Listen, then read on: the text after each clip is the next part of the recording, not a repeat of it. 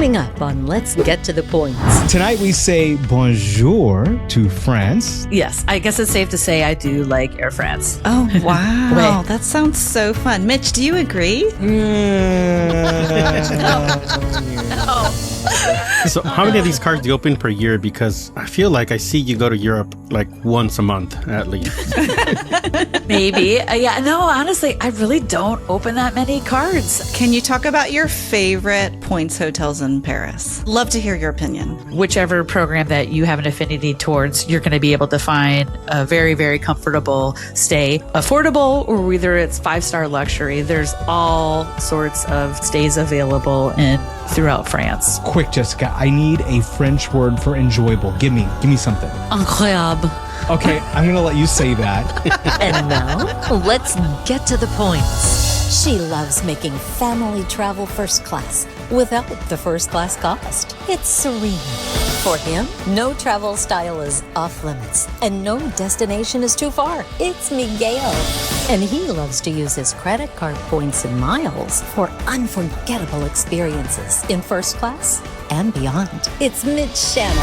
Hi there. Thank you for joining us on Let's Get to the Points audio video podcast, where we bring you the very best in tips and tricks in the world of miles, points, and travel. I'm Mitch Shannon, joined by my co-hosts, who are the very best experts in everything you're going to find in points, miles, and travel. First up, she doesn't just fly, she ascends. It's Serena. Hi, everyone. If there's a mistake fare to be found, he's already booked it. Twice. It's Miguel. Ça va? She likes turning everyday spend into elite status and champagne service. That sounds nice. It's our extra special guest co-host, Jessica, from her Instagram channel, World Travelista. Hey, everyone. Bonsoir. Help us out, please. Click that subscribe button below now to our YouTube channel, Spotify, Apple Podcasts, wherever you watch or listen. Also, don't forget, sign up for our weekly newsletter. We send it out to you every Friday with the latest news and points and miles. Now let's do it. Let's get to the points. Tonight we say bonjour to France, land of croissants, castles, and if you're doing it right, business class flights booked with points. There is much more to France than Paris, and we're going to cover all of that tonight. We're talking croissants in the lounge, Eiffel Tower views from your upgraded suite, and maybe, just maybe, a visit to see some Airbuses in Toulouse, if you're lucky. We've got the best tips for you when it comes to getting there on points and miles. And to help with our discussion tonight, we have our extra special guest co-host, Jessica, from her Instagram channel, World Travelista. And as always, we invite you to join in our conversation online by leaving a comment below. Okay, Jessica, first question to you. Let's pretend you've got 200,000 points and miles and you're using them to get to France. Where are you going? Where are you staying? What are you doing? But more importantly, what are you eating? Ooh. Oh. This is hard. Also very exciting.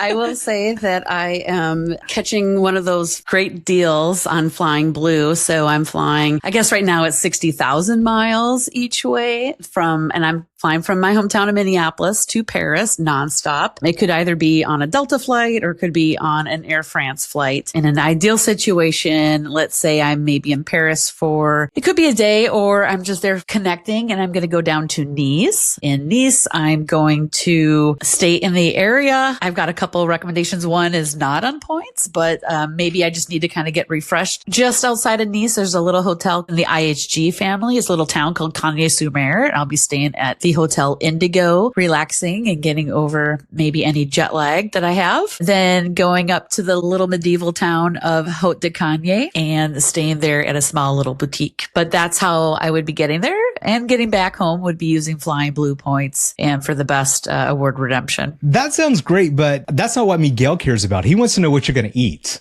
Oh, yeah. All the things. Yeah. I love bakeries, especially in France. They are the best. I'm going to find just the small little bakeries. I use Apple Maps or maybe TripAdvisor in advance to find these little hole in the wall places. But again, when you stay in small little towns, you're going to find some real special places. And so I know some really good bakeries offhand for getting those sweet treats. Really just depends too. I mean, also in Haute-de-Cagnes, there's another great hotel. It's an SLH property, which I've stayed there before when it was through Hyatt. Now it's with Hilton. They have a fantastic breakfast in the morning. For dinner, I'm going to be kind of strolling up and down, finding these smaller little restaurants. And there's so many Michelin restaurants in France. It's very easy to find them, and the food is magnifique. So, yeah, all the things. Yes, I'll be drinking all the champagne, the wine, local wine. You're going to have a lot of rosé when you're in southern France, multi-course dinners with, your appetizers, meats and potatoes, and of course dessert. I love the food in France. Jessica, we got to check on Miguel. He looks hungry. All I know how to ask for in France is, je voudrais le steak frites, s'il vous plaît. What? And I'm fine. It's just steak and fries. I'm good with that. So if that's all I can order, that's what I'll stick to. Well, you're really good if you can order that, because you can't go wrong. The steak frites are incredible. So they're very good.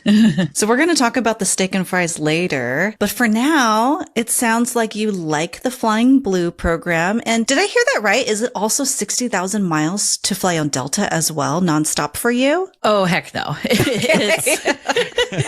It's significantly more sky miles to get over to Paris. And I've been able to get over as low as 50,000 miles using Flying Blue. Oh, that's good. But they just increased it. So now it's 60,000. So thanks to Seats.aero website, I can find all these great fares. And actually, that's how last November, I was pouncing on it and I found a return flight. It was 50,000 from Nice to Paris to JFK. So that was probably the last 50,000 Flying Blue miles redemption that I had. But it was incredible because I was flying a SkyTeam partner. And when I landed at JFK, I had access to the Delta One lounge because I was on a SkyTeam partner. I don't prefer to fly JFK normally because I live in Minneapolis. I like the nonstops to Minneapolis, but I would do that any day of the week to be able to go back to the Delta One lounge. That was incredible and amazing. Living in Minneapolis, it's a Delta hub. So I always try to fly Delta or a SkyTeam carrier, which many times is Air France. And I have leveraged my Flying Blue miles to be able to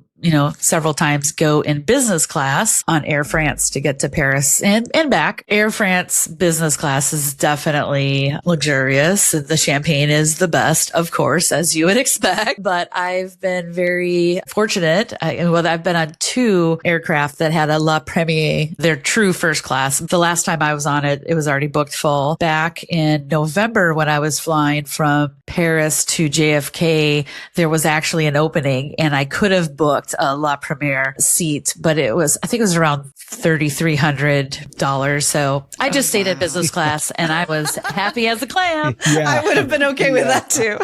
And actually, it wasn't even a window seat. It was in the middle part and I was connecting. So I would have missed the whole experience of, the car ride, and I wouldn't have had as much time at the lounge in Paris, the special lounge for the La Première customers. I love flying Air France business because again, it starts really when you're in the Air France lounge. Like for example, for me, I travel often from Nice, and in Nice, there's a priority pass, I guess, or a premier lounge you can go to. So it's nice. Your business class experience starts before you even step onto the airplane. The food is incredible, as you'd imagine. It's multi-course. It's all chef curated. Fantastic. And then actually last July, I was very fortunate enough. I found a last minute fare for 50,000 Flying Blue miles. I went from Minneapolis to Paris for the Olympics business class, which was just obviously the best. Also, when I was in Paris, I was able to buy a pop-up restaurant experience for Air France in the Palais de Tokyo. And they had all of their business class entrees and you felt like you were flying business and it was just treated like royalty. Yes, I guess it's safe to say I do like Air France. Oh, wow. That sounds so fun. Mitch, do you agree? Oh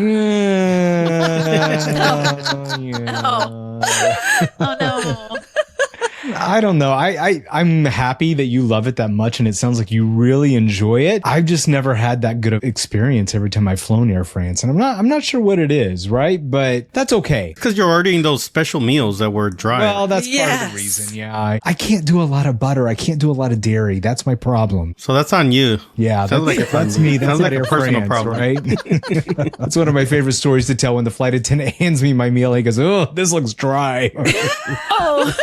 It was a special meal. Because I fly Flying Blue, I have choices often of, connecting in Amsterdam or Paris if I'm going on to another country. And between the two, I will actually choose Air France because I'm choosing Air France because of the coffee. On a inter-Europe, I prefer the Air France flights too because of their coffee. Their coffee is much better, in my opinion. Oh, as opposed to which airline? KLM. Oh, okay. I don't care for their coffee and their food offering, even in their business class when you're going inter-Europe, it's kind of unique foods where it's just a little bit food that I'm more familiar with on Air France. But again, it's all about the coffee on those short little flights for me anyway. Jessica, so you prefer coffee on Air France over KLM, but on the ground, which coffee shops do you prefer, Amsterdam or Paris? Obviously.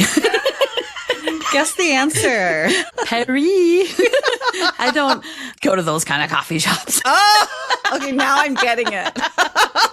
That's what they call them, right? In Amsterdam, the coffee shops? Yes. Yes. I've been to several of them. In Amsterdam? Yeah. And I remember one of them is called the Grasshopper. But this is a France show. Let's stay on topic. Okay. Have you also flown Delta in business class to France? And then if you have, which one do you prefer, Air France or Delta, if they were the same price? Gosh, if they were the same price. It's really hard. Right now, I'm gunning for my million miles with Delta. And so it just depends, like, if one's going to get me there. I love Delta, right? It's the hometown airline. I guess it's really going to come down to what's the aircraft type. That's going to make a big difference for me because, again, I live in Minneapolis and we tend to only get some of the more older aircraft here. And that's also true for Air France too. So again, if it came down that they're exactly the same price, I'm probably going to give the edge to Air France because it's unique and it's a little bit different. However, I've flown Delta so often that I'm familiar with the crew on Delta and they're so friendly and I love the service that they provide. So I would just give the slight edge to Air France because of the food offerings and coffee and champagne. Although Delta now serves Tettenjay, but I want the whole experience. Experience. Is experience the word? Je ne sais pas. Je ne sais pas. I know that phrase. Yeah. So again, one of the big reasons why I'm always flying a SkyTeam partner, again, a Minneapolis base. So Delta is our hometown airline. I travel a lot for work and I travel a lot for fun. And over the time, I've become Delta Diamond and it's the status is their top tier earned status. You definitely get a lot of niceties and a lot of special things when you're Diamond. And there's these choice benefits that you can use. And I always leverage what's called global upgrade certificates that allows you when you're flying international on a long haul, you can call in and ask to use one of these certificates and you're essentially whichever cabin that you book, it can move you to the next one. And then if you're trying to get to Delta One, if you didn't book, then you can be placed on a wait list. So for example, for me, I'll book main cabin. And as a Diamond, I can get bumped up to Delta Comfort Plus if it's available. But I will get, if I apply a global upgrade certificate, I can move into their Premium Select. And then I'm on a wait list until the day of the flight. And if Delta One is available, then I'll move into Delta One. And this has worked out well, very well for me many times. I would say my luck on using global upgrade certificates to get upgraded all the way up to Delta One is about 75% of the time. For me, it's been a great plan, but I don't know.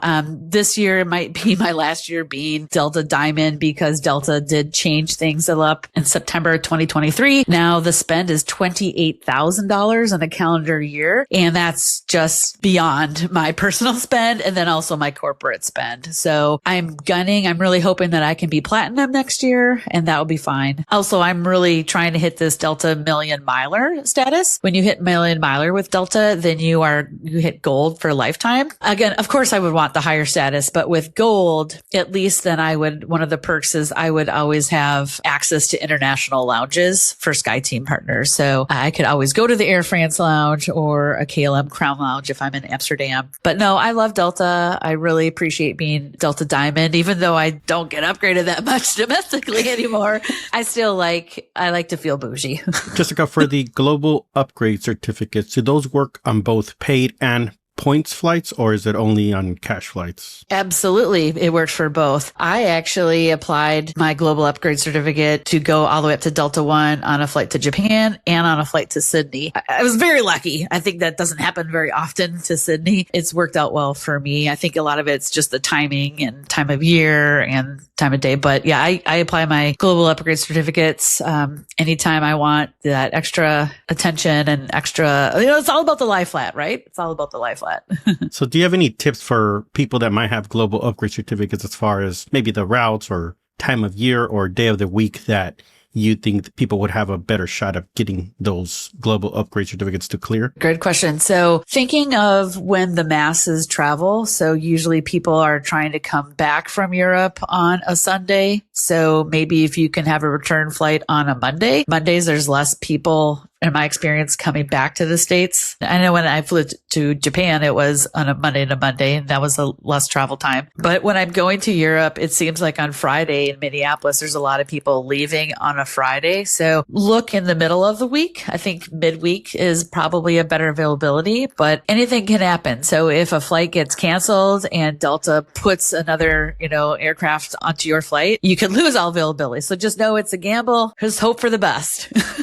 Jessica, we were talking before we pressed record, and you were telling us that you don't even have a Delta card. And I find that very interesting for a Delta Diamond. Can you explain why? I know it's definitely not the norm, and I'm sorry, but I love to fly Delta. However, the Delta American Express card, you're only earning Sky Miles towards Delta. And when I'm trying to book a flight to Europe, I'm comparing Sky Miles and let's say Flying Blue. It's fraction of the price on Flying Blue miles. And also I can transfer miles from various credit cards over to Flying Blue, where I can't transfer other credit card points over to Delta. I mean, other than American Express, but I actually do not own a single American Express credit card. So the majority of my banking is with Chase. I really like Chase Ultimate Rewards. I don't have a Delta card because I want to have that flexibility to book with other airlines and get the best value, business for the lowest miles. And that's typically on a Flying Blue award redemption. So I don't have a Delta card, but I do have the Flying Blue credit card, and you can use this for Air France or KLM. I got the sign up bonus, and that was how I was able to, one of the times, either fly to Europe or fly back home. The sign up bonus was about 60,000 Flying Blue miles, and that definitely earned me a business class flight. So sign me up. That was easy. So how many of these cards do you open per year? Because I feel like I see you go to Europe like once a month at least.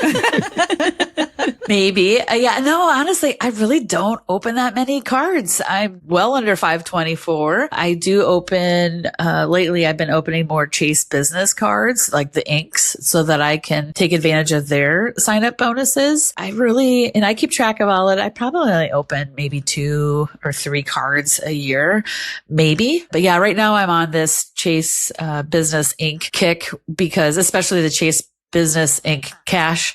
Sorry, tongue twister. Because I really like to go to the office stores and buy gift cards and then get 5 times the points. Yes. And then go to Costco and get 5 times the points for everything or anything. Anywhere. Yes. For me, I'm just like, my goal is to try to get 5 times the points on all of my purchases. So if I'm not using a gift card that I've purchased at an office store, then I'm looking at the Chase rotating categories. Again, I'm just trying to get to the most points that I can for every little bakery item, every croissant that I buy.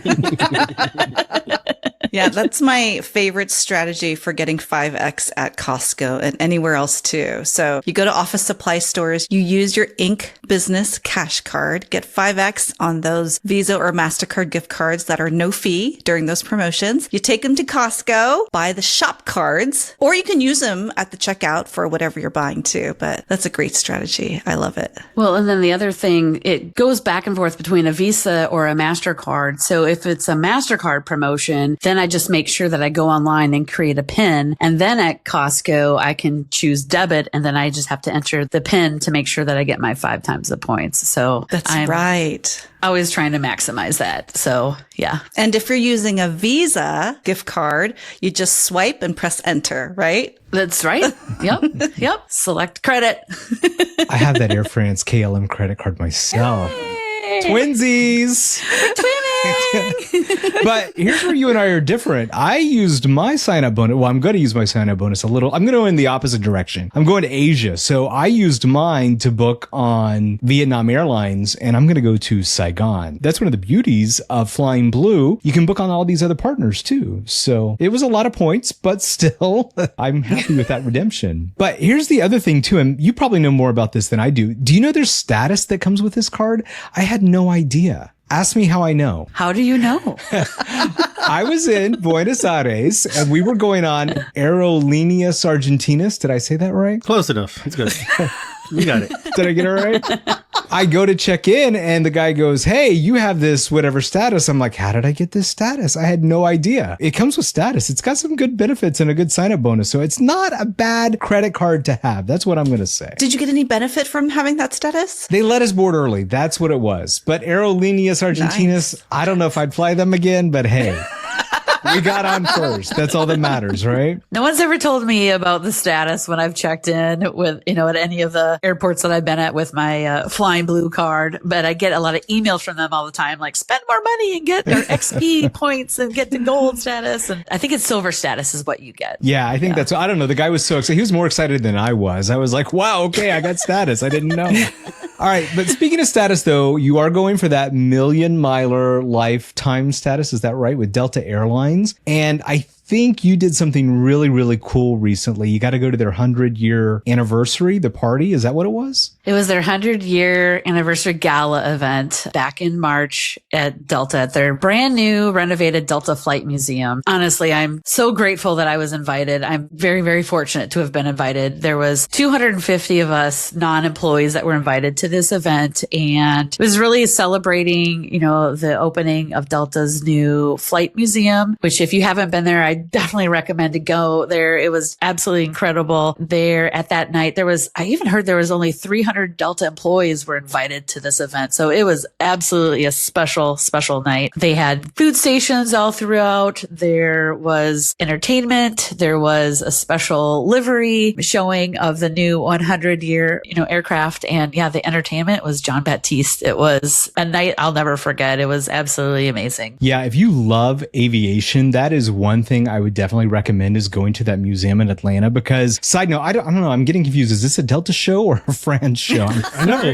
That's what I was thinking too. Sorry. The one thing that I think is really cool at that museum is they've got 2 airplanes. They got the 747, but inside they also have the 767 and it's the spirit of Delta and the story behind this airplane. It's kind of interesting. I think it was like 82, 83, 1985. Delta was on the verge of bankruptcy and these flight attendants, they got together, they started this paycheck deduction, and that's how they bought one of the first 767s that Delta ever owned. And who would do a payroll deduction to pay for an airplane for the airline that you're working for? So I thought that was a pretty interesting story, and it's pretty cool to get to see that airplane that they still have it too. It's beautiful. And actually at the gala, they had one of the flight attendants from that event who was part of the Spirit of Delta. She was brought on stage and was introduced. Like I said, it was a night I'll never forget. So many Delta celebrities and special speakers.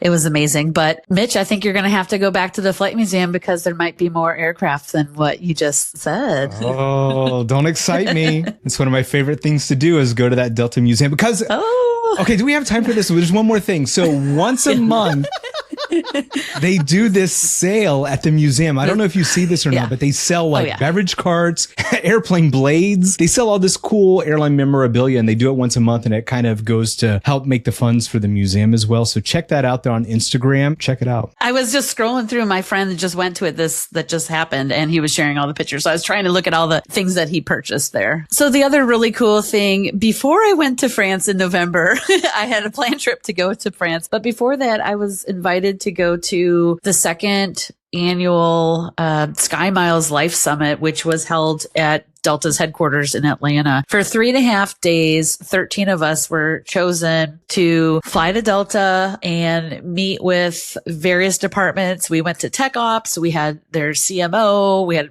marketing came down and spoke with us. And it was truly, again, a once in a lifetime experience. I never dreamed of this. It was absolutely just incredible to be on site for my favorite airline and to learn more about my airline. The unthinkable happened on the last day. We knew we were going to go to Atlanta to the airport to learn more things. But about 30 minutes before we went, Ed Bastian, the CEO, came down and met with us, and we were able to ask him some questions and get selfies with him, of course. But the Sky Miles Life was, again, another event I will never forget. And the friendships that I met with the 12 other attendees there, they definitely are lifelong friends. We're all Av geeks. We all obviously love Delta, and we bleed Delta Blue. I just feel so honored to have been invited to that event. And it was truly from the Facebook group Sky Miles Life. And it didn't matter what your status. I wasn't invited because I was Diamond. I was simply invited because I'm positive on the Facebook group, and I've shared my positive experiences with Delta, including going to the Olympics. And, recently I had a great experience with a bartender at Sky Club in Chicago. I'm going to put it on the Facebook group because any great experience you have, it's important to share positive feedback for all businesses these days. That is a great tip, because a lot of times people usually don't share unless something goes wrong. So sharing positive experiences is great. And obviously you're proof that it can get you something really nice, an unforgettable experience. I never could have dreamt of how incredible those 3.5 days were. They flew us first class to Atlanta. They put us up in a hotel, and they truly rolled out the red carpet for us, and they asked our opinions. We were a focus group for them. They wanted to know our thoughts. We were able to look at the cabin that was now released and, available. We got to see amenity kits. We're just like, oh my gosh, I'm a nerd when it comes to amenity kits. And so I was asking the team, like, why are there not Kleenexes in here anymore? And why this, why that? So yeah. It's just truly we're just kids in a candy store. It was the coolest thing ever. Yeah. Yeah, that is a good point, because I feel like I don't do enough positive compliments as much as negative. And I really try to, when somebody goes above and beyond, and my preferred airline is American Airlines. I do have mostly positive experiences with them, but I think I need to do a better job at praising them when there is something good that happens on my flights as well. But going back to the flights, with Delta, I don't fly them as much just because the only route from El Paso is to Atlanta, but I have flown them before, and I did fly Delta to Atlanta and then Atlanta to Paris before on the older aircraft with my parents. That was back when it was only 50,000 Virgin Atlantic points to fly Delta One to Europe, and that was a great deal. The taxes were only $5. That has since increased to over $1,000, and that's both going to Europe and coming back. So that was one of the reasons why I transferred a lot of points over to my Virgin Atlantic account, because I plan to do some of these redemptions. Now I have something like 250,000 Virgin Atlantic points sitting there, and I don't know what to do with them, because that used to be my go-to. So what do you think I should do with my Virgin points? Well, first, give them to me. S'il vous plaît. I do not have that many in my Virgin Atlantic account. However, but what I would do is just get yourself to Paris, right? So maybe you just mentioned that I know that you fly a lot of American living in El Paso, but get to Paris. Let's say you wanted to get outside of Paris and you wanted to explore more of France. There is more to France than Paris, right? Intra France, you can go to Bordeaux. You could go to Toulouse. If maybe you wanted to go to the Airbus factory, they do tours there, I hear, which would be incredible. But I like to go to the south of France. In the south of France, you're going to be flying into Marseille, or you're going to be flying into Nice. Typically, when you're booking with Virgin Atlantic, I've been finding that their economy or their main cabin is typically about 4,000 Virgin Atlantic miles, but you can find 8,000 Virgin Atlantic miles to go in their business class. And again, it's European business class, so it's nothing fancy. It's going to be a quick flight. You're still going to get a meal. You're still going to get pre-departure beverage. You're going to get coffee. I've been finding lately, if I'm booking an economy seat, I can't pick my seat. Even though I'm putting in my Delta status there, I can't pick a seat. And I would rather do business, because then I can actually pick my seat. For me, what's 8,000 points? It's only 4,000 extra miles. That's way better for me to go. I mean, heck, from Minneapolis to Chicago is an hour and a half flight, and I'm going to be spending probably 40,000 sky miles for it. So what's 8,000 Virgin Atlantic miles? I believe the proper word is touche. Is that right? Yeah. Jessica gave you a lot of different ways that you can fly to Paris, but let's go over some other ways you can get to Paris as well and how many points and miles it will take to get there. So let's start with business class first because that's typically the hardest to book and what everybody wants to fly. So the nonstop flights from the US to Paris include flights on Air France, United, American Airlines, JetBlue, and Delta. Those are your main options. You can even fly Air Tahiti Nui from Los Angeles to Paris. Now let's go over the best points options for flights. Starting from the East Coast, from New York JFK to Paris, you can fly American Airlines and book with 55,000 Alaska miles. If you want to use American Airlines miles, that will start at 62,000 AA miles. And you can even use Qatar Avios to book AA flights for 62,000 Avios. From Boston, New York JFK, Newark EWR, Chicago, Washington DC, or Miami, you can fly Air France and book with as little as 49,000 Virgin Atlantic miles. If you're based out of the other regions of the US, like the West Coast, for example, one of the easiest ways to book nonstop to Paris, along with lots of available seats, is to book directly with Air France, like what Jessica likes to do.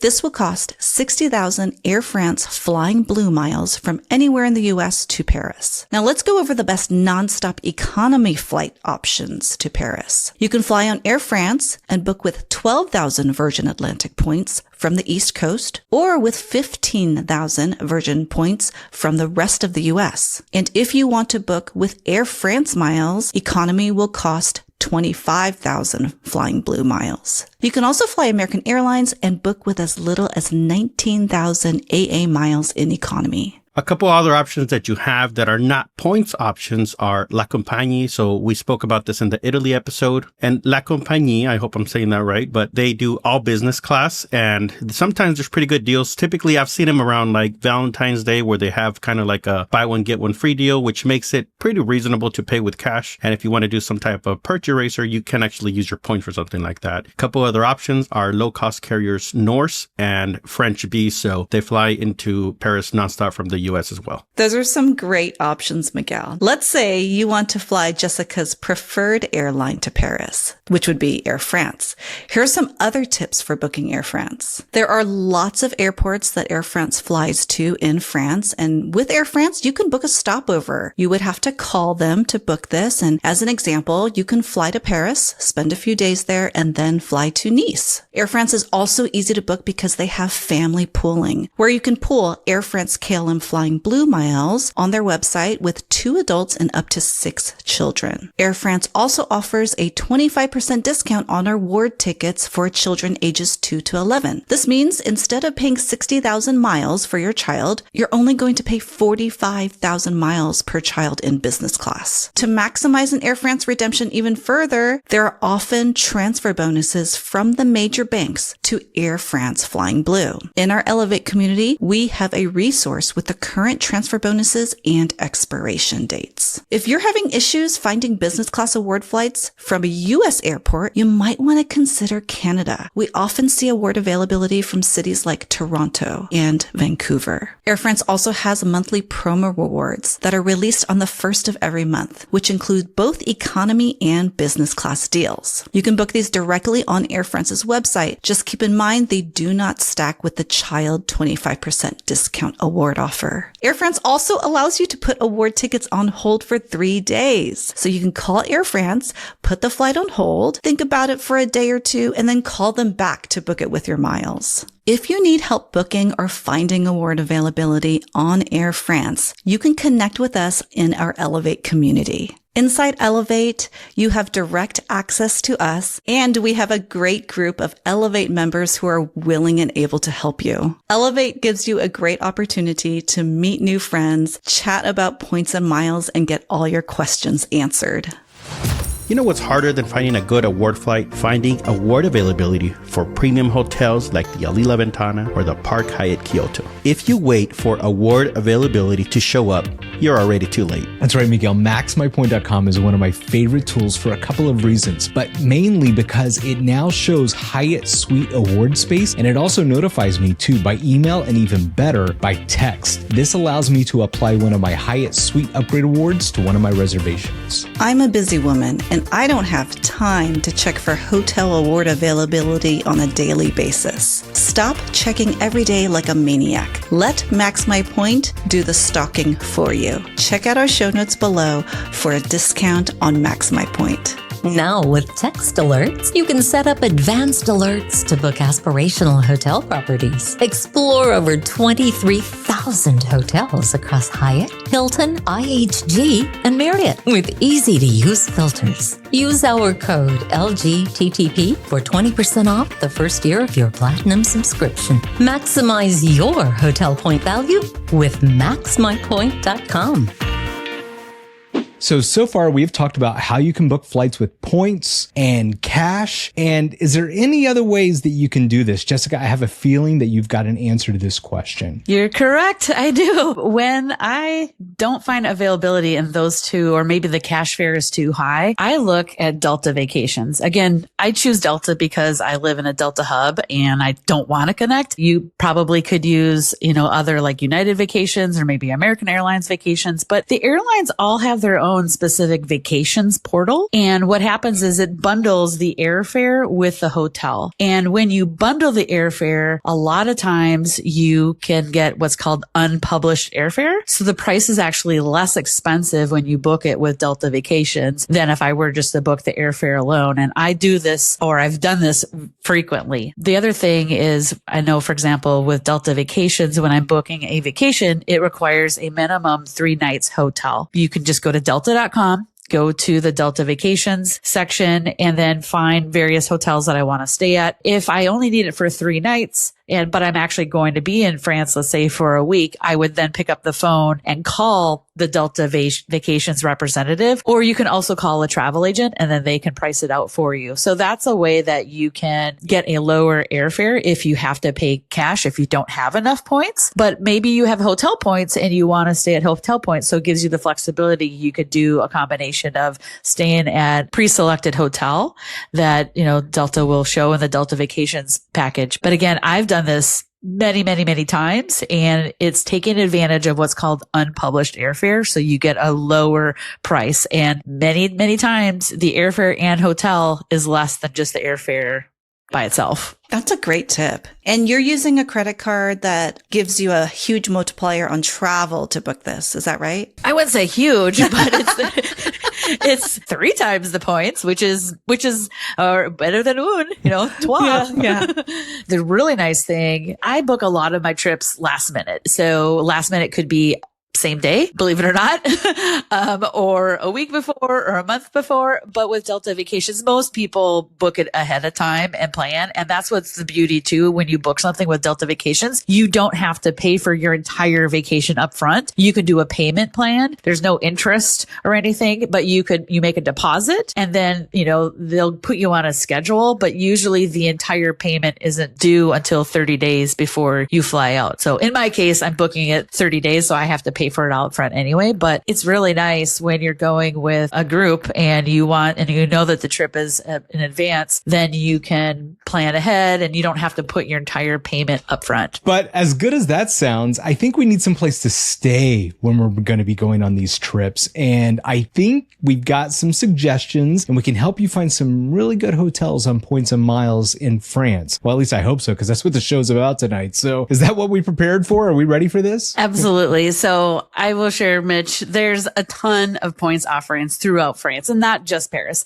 I mean, most people are obviously going to Paris if that's the first city in France you're going to, but there's other cities in France. And if your preferred loyalty program, whether it's Hyatt, Marriott, IHG, or Hilton, for example, Choice, I mean, they're all throughout France. So there's a lot of not just Paris, but again, on the coast and on, the French Riviera as well. So previously have stayed a lot with Marriott properties, but now I'm in the Hyatt family the last few years. So I've stayed at a large assortment all throughout France with either Marriott or Hyatt, whichever program that you have an affinity towards, you're going to be able to find a very, very comfortable stay, affordable, or whether it's 5-star luxury. There's all sorts of stays available throughout France. Jessica, can we start with Paris? Can you talk about your favorite points hotels in Paris? Let me preface this by saying I had a really tough time deciding where I wanted to stay, so I'd love to hear your opinion. So looking just at Paris, it really is going to depend who your affinity is towards. So again, lately I've been staying at a lot of Hyatt properties. My favorite Hyatt property in Paris is Hyatt Paris Madeleine. It's, a category 7 property. And I recently stayed there. One of the nights was only 25,000 Hyatt points a night. So it's typically top ends at 35,000. That's what I spent when I went to the Paris Olympics. However, my favorite points property in Paris is actually a Marriott property. It's Le Roque, but it's definitely pricey. So you're going to want to use points when you book it. It's in the same arrondissement as Hotel de Louvre. So it's in the first arrondissement. It's super walkable. The rooms are, they're small as Paris, but you could even get a special room that has a steam room inside of it. Probably about 8 years ago when I was in Paris, and I was there for my birthday. At the time I had Marriott ambassador status, and I reached out to my ambassador to let them know that I was celebrating my birthday in Paris, and they contacted the hotel and they gave me the St. Roque suite, the best suite in the property, which was incroyable. I love that neighborhood. It's walkable to everywhere. The walkable score is probably like 1 million because everything is just right in your fingertips. What is your Marriott status? Lifetime titanium. Oh, no wonder you got that suite. That was when being an ambassador actually meant something, because I don't think it really means anything anymore. Well, no, that's interesting because you can't even get lifetime titanium anymore. You can only get lifetime platinum. So Congratulations to you. Give her a face, Miguel. She deserves a good face for that one because that is unattainable now these days. Lifetime titanium. Well, it's Merci Starwood, Yeah. Merci and RIP. Way. I don't have any tattoos, but I used to always joke if I were to ever get a tattoo, it would be SBG for life. Not Delta for life. Delta's close, but it's just, there's something about Starwood. The way that they treated every guest was that you were special, and the way that they treated you, even when you weren't staying at their property, status absolutely meant something to them. And there was a reason why I would seek out an SBG property. But no, I've stayed at a wide variety of properties all throughout France and Paris. There's a timeshare. It's a Marriott timeshare. I've stayed there before, just outside of Paris Disneyland. So it's called Marriott's D'Île-de-France, and you can have a 2-bedroom or a 3-bedroom. It's great for families. Then you could jump on the train. It's about a 45-minute train ride into the city. It's great because you're staying in a small town. You're not staying in the city, but maybe you're with a family and you want some extra room, and you can go to the local supermarket and feel like you are French. You're literally in the French countryside, so you don't have to stay in Paris. That's the nice thing. You can have those experiences outside of the big city to feel that you're local. And then also, if you have a car, it's a quick ride to go up to the Champagne region and go to all the champagne houses. So there's tons of options all throughout. Yeah, I think I've stayed at that Marriott right outside Disneyland, and I used a free night certificate a few years ago to stay at that. And yeah, it was pretty good. Went with the family, and we had plenty of space to lay out, and it was a pretty good property. This past July, I was in Paris for the Olympics, and I was not thinking when I was booking my hotels, and I booked them. And then most of the times when you book a hotel, there's a cancellation policy, but I didn't read the fine print. I think I booked it on my phone. I might have been in a car as a passenger, not driving, of course, but I booked it a little fast. And unfortunately, I was just so excited to see availability at the Hyatt House Charles de Gaulle, and I booked it, but I tried every little thing I could. The good news is my entire stay during the Paris Olympics, I was there for 4 nights, and it did not cost me a single euro because everything was all on points. But I was at the Hyatt House Charles de Gaulle night 1. I was at the Hyatt Regency Étoile night 2, which is a wonderful property as well. And then the next 2 nights I was at Hyatt Paris Madeleine. The Hyatt Regency Étoile is a very large tower of a hotel, and that's where the entire Olympic committee stayed at. So it was pretty fun to see, hotel guests from, the Olympic committee from all over the world. And of course, everyone was asking me, hey, do you have a pin? I want to trade a pin with you. But again, my preferred for Hyatt Hyatts is the Hyatt Paris Madeleine. I have stayed at the Hotel du Louvre. Again, it's a wonderful property. I just prefer the location of the Hyatt Paris Madeleine. It feels a little bit more local to me, where I just felt the Hotel du Louvre is just right in the heart of Paris, and it's very busy. It's in a very busy intersection. And so there was a lot of crowds. So that's why my preferred is Hyatt Paris Madeleine. The 2 times that I've stayed there now, I've met the hotel general manager, and she's such a delight. She's takes her time to speak with every guest during breakfast. Honestly, it's the best reception I have ever had at any hotel all around the world is from this hotel general manager. I love hearing your perspective, Jessica. This past winter, my family stayed at the Hotel du Louvre. It was a hard choice. I had no idea where to stay. I was even considering the Park Hyatt. I had the Madeleine booked as well, and I couldn't figure out where I wanted to stay, but we ultimately settled with the Hotel du Louvre, and I was so happy with my choice. And I think it's true what you say. It's in a very busy area, but we actually loved that. I've been to Paris before many years ago, but this is my first time bringing my family. And for them to be in this bustling city, to be able to walk outside and go shopping, go to bakeries. We had a pharmacy right across the street. And for some reason, my family always has to go to a pharmacy on vacation. It was just very convenient, and a laundromat within walking distance as well. So I really loved it. And they took really good care of us. The whole time I was wondering, would we have had a better experience at the Park Hyatt or the Madeleine? I don't know. These choices are always tough. I haven't stayed at the Park Hyatt in Paris yet. And I think honestly, I'm just really comfortable with the Hyatt Paris Madeleine. I love the breakfast, by the way, at Hotel du Louvre. The breakfast was it is so good. Fantastic. Yeah. Again, as a globalist, you get it complimentary. Yeah, there's just the service and the staff at the Hyatt Paris Madeleine is the same staff. I go to the same destinations over and over again. I really like to connect with people. You know, there's a reason why I'm continuing to go to the south of France, because I like, I'm repeating these trips. People look at it as a repeat, but I enjoy that. I enjoy the familiarity, and I really appreciate when I can go to a hotel and I see faces that I recognize from the staff. And that's what happened this past March. They recognized me and I recognized them. And I truly believe that they did recognize me. I don't think they were lying. I'm with you, Serena. I am all about the pharmacies when I go to France. So I do bring an extra suitcase many times that's completely empty. And then I load it up with all of my French skincare. You laugh, but it's true. It's what I do. That's great. Right across the street, I always find a grocery store. So Monoprix is a French grocery store. I actually have the loyalty card for the Monoprix because I've bought so many items. And if you spend in France, you can get your VAT tax refund back if you spend 100 euros or more. And I bought so many skincare items at the Monoprix that I had with my Monoprix frequent grocery getter, I guess, card, I was able to actually save the taxes on the skincare that I purchased there.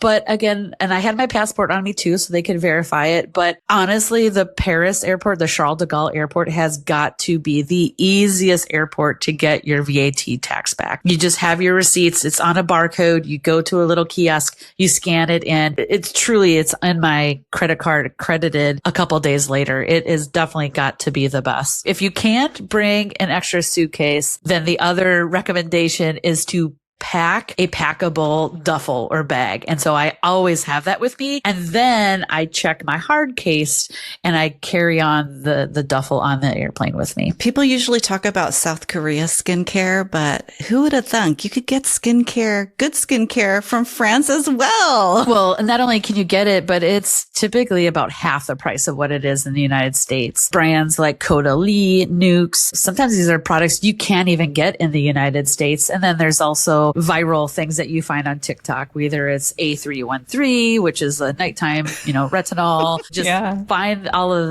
the beauty hauls on TikTok or Instagram, and you can come back and they make great gifts too. So your friends will think that you spent a lot of money on them and you spent half. So it's a good thing. We are a beauty show in addition to a travel show. Okay, let's move to the rest of France, the south of France. Tell us your favorite points properties there. Gosh, there's so many. I do. And speaking of south of France, for me, it's Marseille. And then it's also the Nice area, the French Riviera. But Marseille is the second largest city in France, and it gets overlooked many times. But there's a lovely property there. There's an IHG Intercontinental Hotel Dieu there. And it was formerly, I think, a hospital at one time. If you have IHG points, absolutely leverage them there. And better yet, if you have the IHG Diamond Ambassador status, it will go a long way there. Again, you're going to get breakfast. The staff is nice. I had a really nice upgrade, walkable to everywhere in the city. I really enjoy Marseille. Marseille is a lovely, lovely port town. So it's not just when you're a cruise stop when you're on a cruise, but it's a great destination to fly to. I booked it using my Virgin Atlantic miles. Easy peasy flight. The destination I typically go to the most in the south of France is Nice. Nice is so easy to get to. You could fly there. You could take the train if you want as well. I prefer flying because it's faster. All of the major brands are there. Marriott's there, Hilton, Hyatt, IHG, of course. There's properties right on the coast, right on the waterfront, or you can find properties inland a little bit. Maybe you want to rent a car and go to Provence. You can find Mr. and Mrs. Smith properties. You can find SLH properties. So you don't actually have to stay in Nice. There are points properties all throughout. One of the properties I like is a Hotel Indigo, which is an IHG brand, and it's very easy to get to from the airport. You can take an Uber, but I've also taken a bus because sometimes Uber has been down, and easy bus ride to get to, especially when you're traveling solo. Not too far from Nice is Cannes. Cannes, again, all of the major hotel brands are there because they're there for the Cannes Film Festival. So, there's a wide variety all throughout the south of France. Jessica, I'm trying to keep track of your hotel statuses. You've got Marriott Lifetime Titanium. You obviously have Hyatt Globalist status. You are also an IHG Diamond Ambassador as well. I've let that lapse, but I have the IHG card. I actually accidentally have two of them. I have their Premier card, and then I have just their standard card. Their Premier card, I believe that's what it's called. You get their platinum status, and then I think I paid extra to get the Diamond Ambassador. The reason why I did that was then I had a free weekend stay, so I maximized that when I was in Marseille at the Intercontinental. I'm bougie, I guess. I like the status. I like getting free breakfast, but I let it lapse. I didn't take advantage of my Intercontinental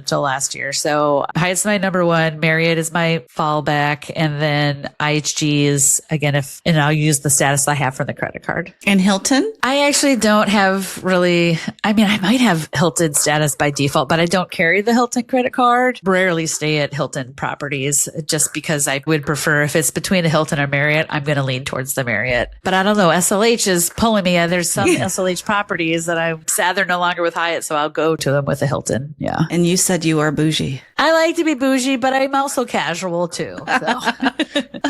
So there's one more property that I love in the south of France. It's technically a points hotel. It's Chateau Eza, and it's a SLH property. So when I stayed there via the Hyatt program. Now it's available with Hilton. The Chateau Eza is in this very small town called Ez on the coast, the Côte d'Azur, and it is just a dreamy destination. You are literally on a cliff, hugging the Mediterranean Sea. It's just so dreamy. It's one of those destinations, just pinch yourself. The village is just a very small little medieval town, and it's just such a delight to go to. So if you have a special occasion that you're celebrating, definitely recommend the Chateau as a property for that special occasion. Jessica, wow, those places sound so nice. I need to add Côte d'Azur to my list. I know a lot of you who travel with families have trouble finding points properties in Europe because many of them have a max occupancy limit of 2 people. But there are a few that allow 4 adults in a room. And I say 4 adults because some of us have children older than 12, 13. So you'd have to put in your search for 4 adults. Now, there are some options, and I'll give you a few options here, but you're looking at Marriott, IHG, and Choice Properties. For Marriott, there's the Rive Gauche Hotel. They have a family suite that's 70,000 points per night. There's the Courtyard Paris Gare de Lyon, and they have a family room for 85,000 points per night. In the IHG family, there's a Holiday Inn in Nice that starts at only 22,000 points per night. In the Choice family, there is the Comfort Hotel Paris Port de Vie for only 8,000 points per night. Okay, so we have our flights, we have our hotels booked. Now is the most important part, which is the food. Jessica, I need to ask you your favorite macaroon. Oh gosh. Well, all of them, but brand and flavor, please. Oh gosh. Well, my favorite number one for me is going to be Pierre Hermé. Yes. And I really like all of them, but I'm going to lean towards putting some like a salted caramel, a vanilla, and a pistachio, and probably a strawberry and a raspberry in my assortment. So I'll get all of the flavors. So I do like La Durée. They are close second, but Pierre Hermé is my number one. That's great to know because when I went, I taste tested both to see which one I liked. And they were both great, right? They're both great. But yes. You know, my favorite was this little shop in Montmartre. Am I saying that right? Mm-hmm. And it's called Coco Bello. Have you been there? And they have this flavor called mint chocolate. Oh, that was so good. I spent too much money there. Well, I don't even mind going to McDonald's, and I know people like, ugh, but McDonald's has really good macarons, and they're only like, wait, they do? Yes. I had no idea. We went to the McDonald's in Disneyland, and I didn't see that on the menu.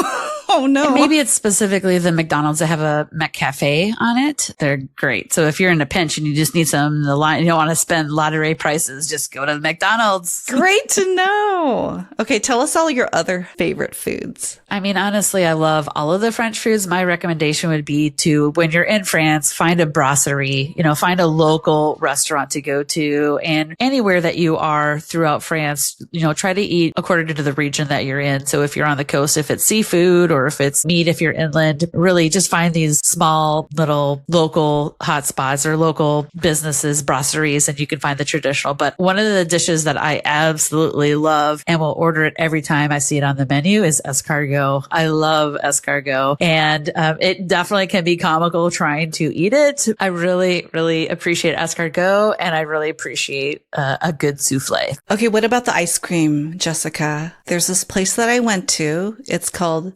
Bertillon. So we went during wintertime. It was freezing, but I still recommend ice cream, even if it's very cold, because we walked in and it was nice and warm inside. When you sit inside, you get an almond tuile with your ice cream, and it was the most delicious thing ever. They are these thin, crispy almond cookies, and they can't sell them because they're so fragile. But if you sit in there and eat them, oh, they're so delicious. I recommend that. I haven't personally had too much ice cream, believe it or not, in Paris. It's not something that I've typically seek out. If I'm in Italy, I'll seek out gelato, but in France, I don't typically seek out ice cream unless it's on the side of a dessert that I have at the end of a meal. But there definitely is some fantastic ice cream shops all throughout France. And the one that you just named is one of the most famous ice cream shops. Any trip for me to France would absolutely not be complete if I did not hit up maybe 100 pastry shops.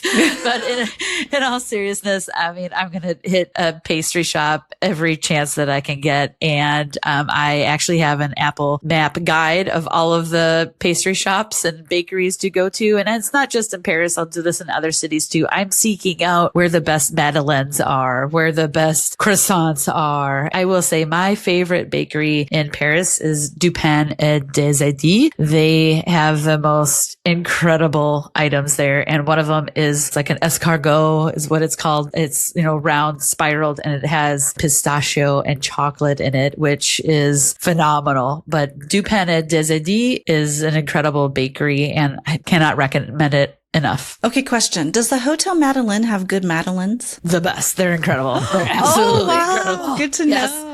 And when you walk in, when you're going to the elevator, they have a big glass vat of them, so you can just reach in and take them. And really, At every night, there's an aperitif hour. So you get a free drink and then they bring you madeleines and some other little things. And then they have madeleines at breakfast. Like literally the madeleines are the best. They literally are the best. Great to hear. Even though I can order some steak frites, I haven't gone to this really popular place, and you might know the name of it. It's like Entrecôte or something. Is that the place? Did I totally butcher that? It's perfect. L'entrecôte. L'entrecôte. That's all they sell though, right? I think they probably sell other things, but it is, it's definitely what you're going to get if you go there. Okay, so I've been to this place. Jessica, tell me what you think of this place. Well, there's a couple different locations. It's definitely busy, I will say. You typically have to wait in line. It's just one of those things, you just do it, right? It's incredible.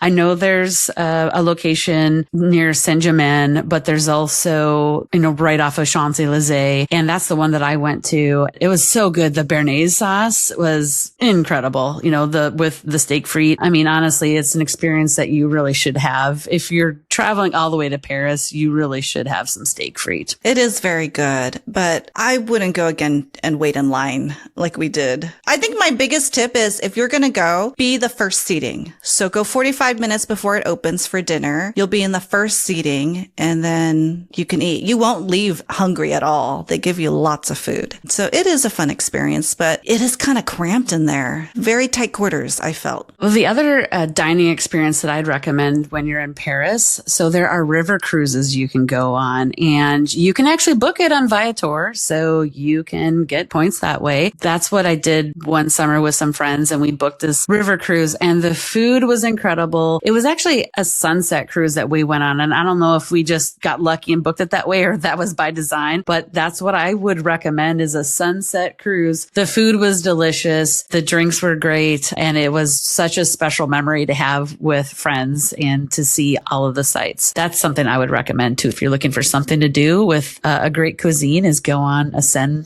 river cruise. That sounds efficient because you're doing sightseeing and having dinner at the same time. So I like efficiency. And it wasn't that expensive either. Serena, back to your thing about how that place you went to was crowded. I went to a creperie. They sell crepes. It was so crowded. You had to pull your table out for you to go use the restroom because you're sitting right next to strangers on both sides. So I think if it's not crowded, then you're not getting the full Paris experience. And that's pretty typical, Miguel, in a lot of restaurants. They do that to maximize seating. They make the tables very close. And so when the server, the maitre d' is seating you, they're actually going to pull out the table a little bit to allow you to sit down. So don't worry. It's nothing personal. They do this at every restaurant because they're trying to be, your favorite word, Miguel, efficient. They're trying to maximize the efficiency. How many customers can we get in? It's very, very, very common. Yeah, that was also the first time I tried savory crepes because crepes to me before going to France, it was just like sweet strawberries and cream or something like that and Nutella. But they have savory crepes and I was like, oh, this is pretty interesting. So that's when I first tried them as well. I didn't realize until now I didn't have a single crepe in France. Gotta go back. I guess so. I went to this Japanese bakery and had onigiri. Can't stay away from Asian food. I'll tell you what, I'm not going to be looking for tacos in France. Wait, actually, you know what? That's a thing. They call them French tacos. They look like burritos, I think, but there's such a thing called French tacos. Well, another cuisine I'd recommend in Paris is Moroccan food. So there's an incredible restaurant called Tagine. They just have the most incredible food, and you can find several Moroccan restaurants in Paris. So if you're wanting to try something that is not French, find a Moroccan restaurant. So looking at experiences that I've had in France, I mean, everything is there. If you want to go to the Champagne region and go to the Champagne houses, that is a wonderful, you can even day trip from Paris. It's about an hour train ride from Paris. There's Disneyland Paris. You could go in the south of France. There's the perfume capital is Grasse.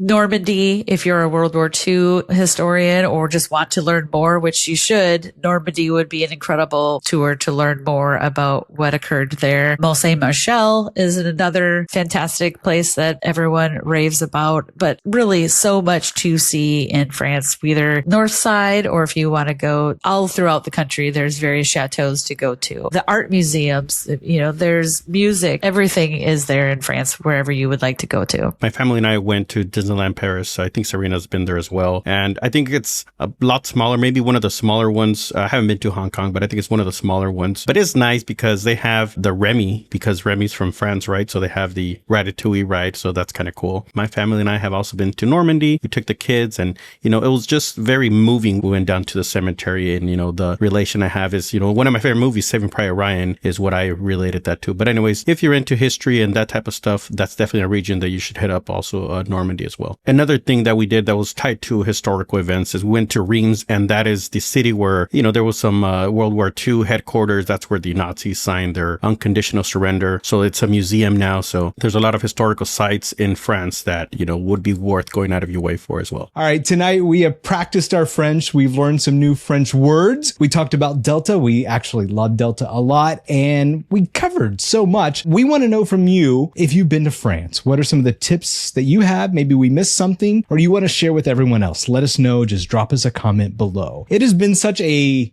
quick, Jessica. I need a French word for enjoyable. Give me something. Incroyable. Okay, I'm going to let you say that. It's been that having you here tonight with us. How can people find you?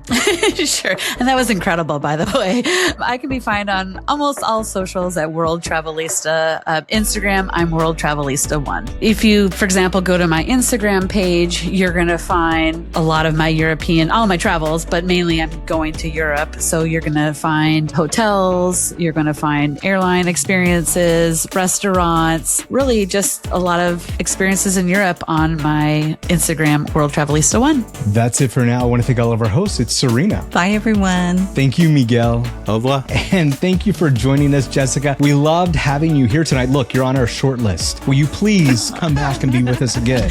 Merci beaucoup. À bientôt. À tout à l'heure. And I'm Shannon. Make sure you sign up for our email newsletter. Just snap the QR code right now on your screen for the latest in everything going on in the Points and Miles world. We're back next week with another show. Miguel is ready, and he is excited because we are covering everything about Bhutan on Points and Miles with Dennis from Our Family Travel Log. Thank you for watching and listening. How's much? Hold on, I can hear my aunt laughing. Was that a chicken? That's my aunt. Pillow. I'm sitting on a pillow, but it's not. Could be worse. It could be in the main cabin. Yeah. Let's get to the points.com.